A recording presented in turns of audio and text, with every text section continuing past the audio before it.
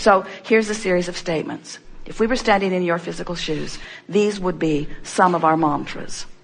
I've decided that I'm a good person and that I deserve good things to happen to me. And therefore I've decided that I'm going to pamper myself as much as possible. I'm going to look for as much fun. I'm going to look for as much fulfillment. I'm going to look for as much ease. I'm going to follow my ease. I'm going to follow my bliss. I'm going to follow my flow. I'm going to follow the good feeling. I'm going to let the good times roll. I'm going to have a lot of fun. I'm going to hang around with people that are fun to be with. I'm going to look for reasons to feel good. I'm going to keep a diary of good feeling things. I'm going to call it my book of positive aspects. I'm going to get a box. I'm going to call it my creation box. I'm going to throw all kinds of good stuff in it, and I'm going to proclaim it as mine. I'm going to accept the reality of this vibrational reality, and I'm going to go there as often as I can. I'm going to bask. When I find myself basking, I'm going to milk it with everything that I've got. I'm going to look for other people that are doing the same. I'm going to trust that law of attraction is going to cue me up with them. I'm going to feel less responsible to fewer people. I'm not going to let other people make me feel guilty about what I'm doing. I'm not going to take responsibility for where other people are, no matter who they are or how related they think they are to me. I'm going to take no responsibility for how anybody else feels. My marriage vows are going to say, I like you pretty good. Let's see how it goes. I like you pretty good. Let's see how it goes. I just need to warn you that nothing that you do will have any effect on the way I feel. I'm good. I've got that one down. I'm not going to hold you responsible for how I feel ever. So just please yourself and make yourself happy, because that's what I plan to do. And if they go running and screaming away, afraid, then say, good.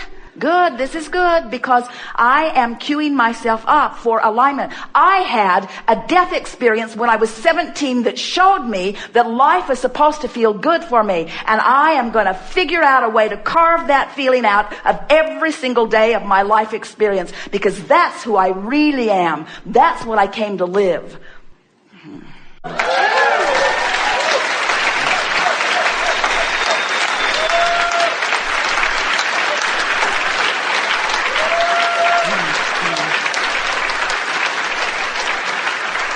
So struggle is off. It's off the beam, and hard is off the beam.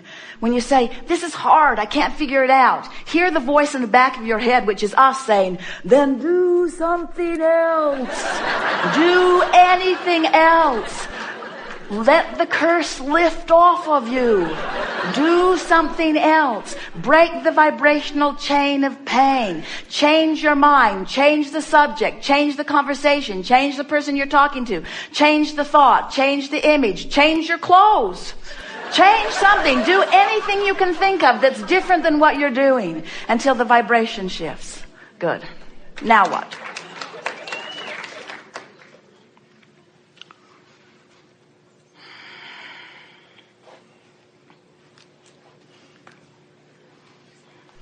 Would you rather feel joy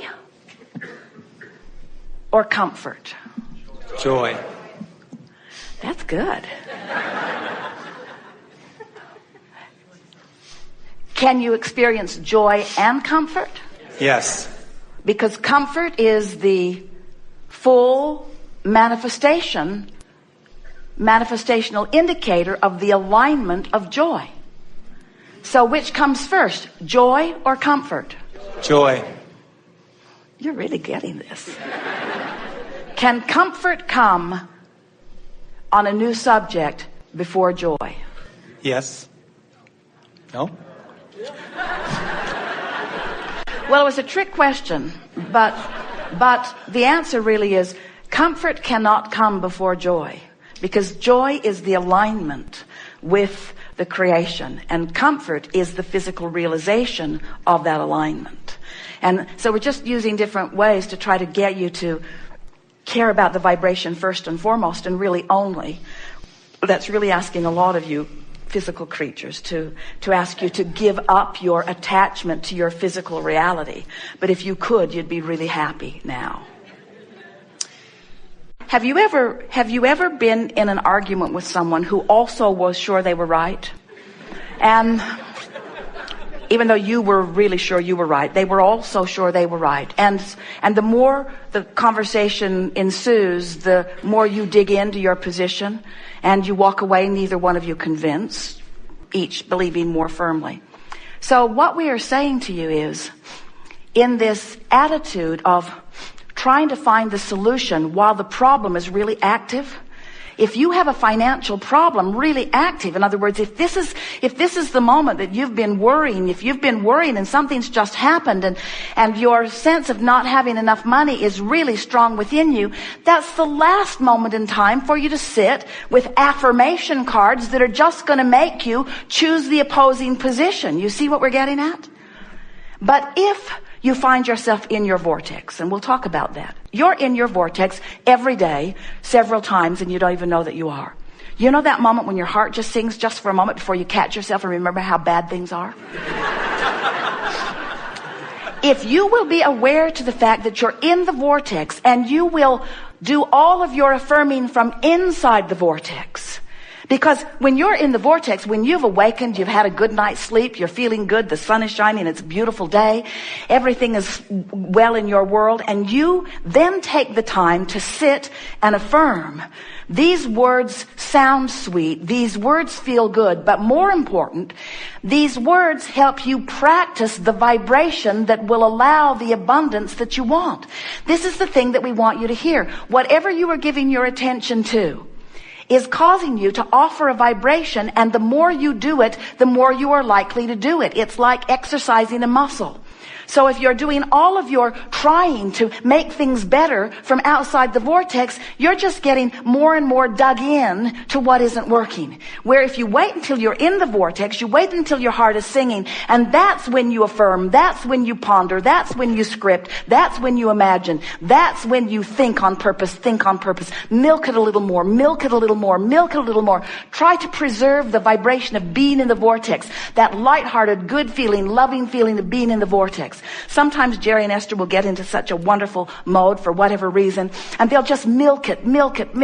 Anyone who was watching them from outside the vortex would throw up. They just wouldn't be able to take it. They wouldn't be able to stand this deliberate, intentional staying in this vibration of well-being. But we want you to know that that is the secret to deliberate creation. To do your creating from inside the vortex. To be aware first that you are a vibrational being. Next, that you have 2 vibrational vantage points. Next, that your emotions, the way you feel, let you know whether you're in the vortex or not, whether you're moving toward it or moving away from it. And then finally, doing all of your deliberate intending, all of your contemplating. If we were standing in your physical shoes, we would counsel our children 100% of the time from inside the vortex. We would make 100% of our airline reservations or our breakfast reservations from inside the vortex. We would make sure that we are in the vortex before we would set anything into motion at all. Because the things you set into motion when you're not in the vortex will play out in just that way. It's a wonderful thing when you begin to feel consciously and exercise deliberately the power of your alignment with who you are. It is such a wonderful thing to be an in the vortex mentor, an in the vortex parent, an in the vortex grandparent, an in the vortex employer, an in the vortex friend, an in the vortex lover. Oh, an in the vortex lover, an in the vortex lover. There is no love so sweet as an in the vortex lover, you see. You just got to accept that you are vibrational beings. It's such an interesting thing because your now reality really has your attention. It does. We were watching Jerry and Esther this week. They moved into their new house in San Antonio. After 5 years of construction, very slow moving construction. And they've been perfectly happy with the slow-moving construction because they've never been there anyway, hardly. And so, but finally, Jerry says, let's get this done. So they set a move-in date, and in they moved. And as Esther is walking around, she is just knocked over at the beauty of the place. It is everything that they have been dreaming about, and it is the combination of all the little things they've been picking and choosing and picking and choosing and picking and choosing. But to see it all assembled is sort of like what it must be like for you when you finally let go of your resistance and go into your vortex and find everything that you've been asking for there all at once. So they walked in and oohed and awed, Esther said it was a jaw-dropping experience and took 4 days to get her mouth shut because it was really, really amazing. But they were assigned by someone in charge of this last construction to give a punch list. And so Esther is walking around with her tape recorder looking for things to put on the list that they can tend to in the 5 months that they will now be away. They were there 9 days, and during the 9 days, Jerry and Esther made a very large list of nothing very important, but lots and lots and lots and lots of details. It was fun at first. And then Esther started noticing, somebody knocked a ladder through one of the shoji doors. That bothered her. And someone had knocked a hole over here. In other words, construction things are sort of hard on things. And Esther said to Jerry, our house is old and we haven't moved in yet. And Jerry said, it's going to get older before you move in, so brace yourself, because there's many more people going to be there. And so Esther began that little discomfort as she began walking around. And then one day, a very nice man came to finish the cabinets in the laundry room. And Esther liked him so much. And then she saw him out on the deck, standing in the dirt, working with his skill saw. And then she saw him tracking all of this dirt and stuff into the house. And she said to him nicely, I'm going to get a broom so we can clean up these rocks so that we don't step on them and mark the floor. And he looked at Esther like she was his own annoying mother and said, ma'am, which in and of itself is annoying, I always clean up after myself. And Esther said, I want you to clean up during so that we don't mark up the floor. So Esther cleaned it up and put a mat out for him to stand in so he didn't have to stand in it. And then as he was back in the room, Esther looked down and there was a screw, a long screw, laying on the wood floor just outside the door of the laundry room. And Esther said to him, see that screw? If someone steps on that screw, it's going to make a mark on my beautiful floor.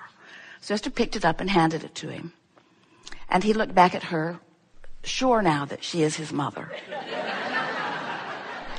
And didn't say anything. And Esther said, well, I'm going to take off. And off they went. And when they came back, the laundry room was beautifully assembled.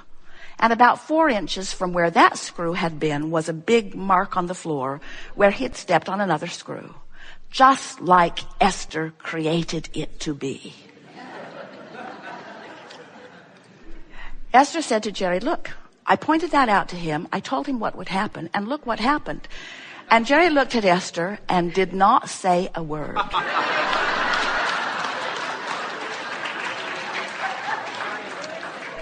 However, Esther can read his mind, so he was still in trouble. At which point Esther said, I hate law of attraction. I was happier before I knew that I am the creator of my own reality. It could not have been a better creation. But wait, it gets better. Then the furniture company came, delivering some beautiful furniture that they'd picked out from California. We're reaching for the best way to break this to you easily. So the nice men bring the big, beautiful console table in, and it's all wrapped up, just like they promised.